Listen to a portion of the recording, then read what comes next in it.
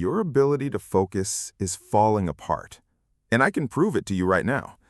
I bet a lot of you probably can't even finish reading this, not because it's long, not because you're too busy, but because your brain has gotten so used to constant stimulation that even sitting here with one voice, one idea, one page starts to feel difficult.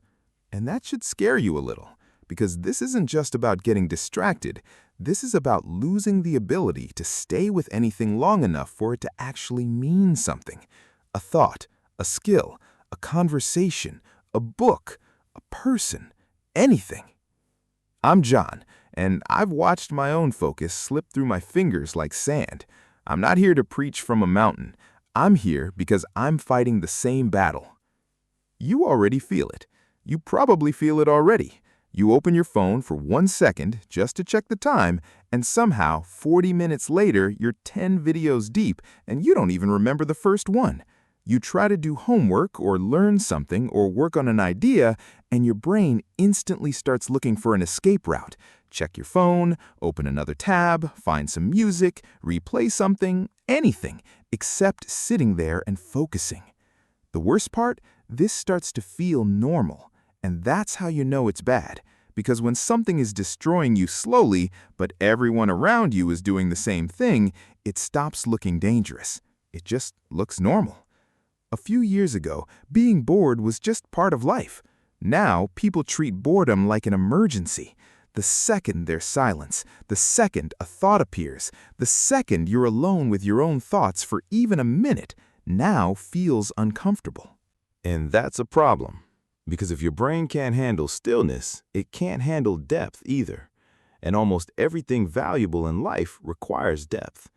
You can't build real skills without depth. You can't think clearly without depth. You can't even solve hard problems without depth. Even know yourself properly if your mind is constantly running from silence.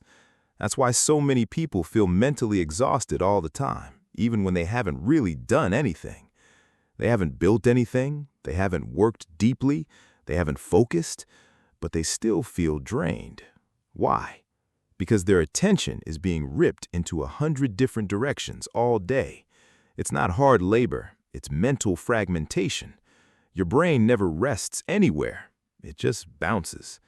And after enough of that, even simple things start to feel harder than they should. Reading 2 pages feels exhausting. Watching a full video feels unbearably long.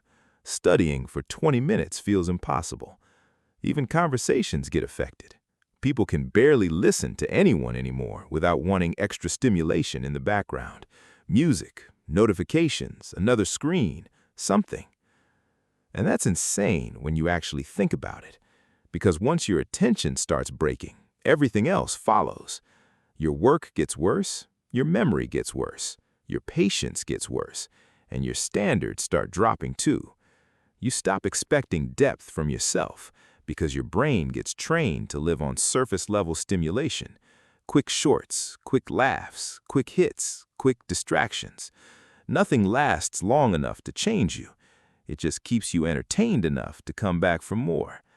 That's why your days can feel so full, but so empty at the same time.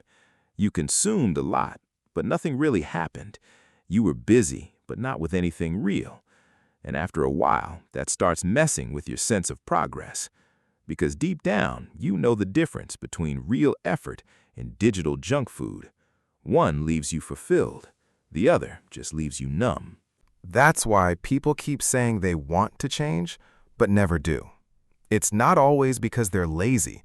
Sometimes it's because their brain is so overstimulated that real effort feels unbearably slow.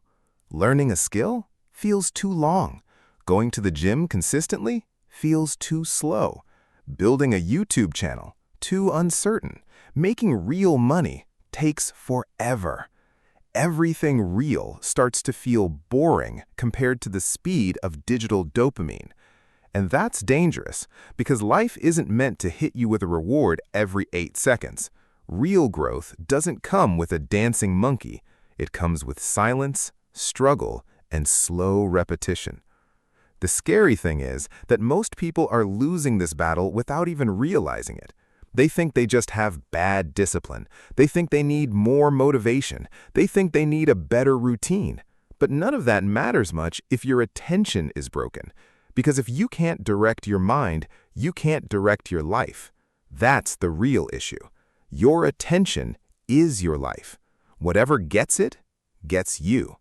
And right now, a lot of people are handing it away all day long, for free, to apps, to algorithms, to short clips made by people who profit from keeping you distracted.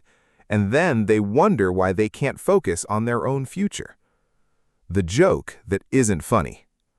What makes this even worse is that people laugh about it now.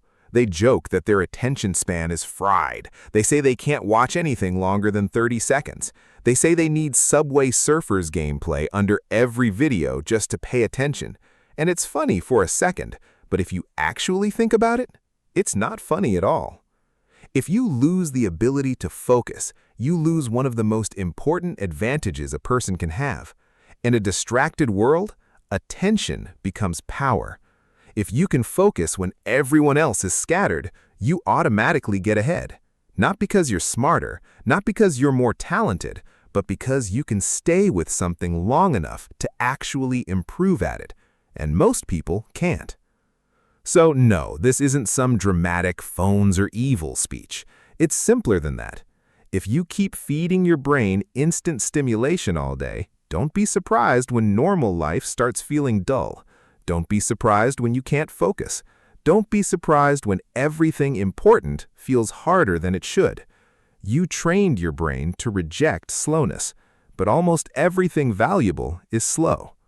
That's the truth. If you made it to the end, if you actually read all of this, congratulations. This is your first step to uncooking your attention span.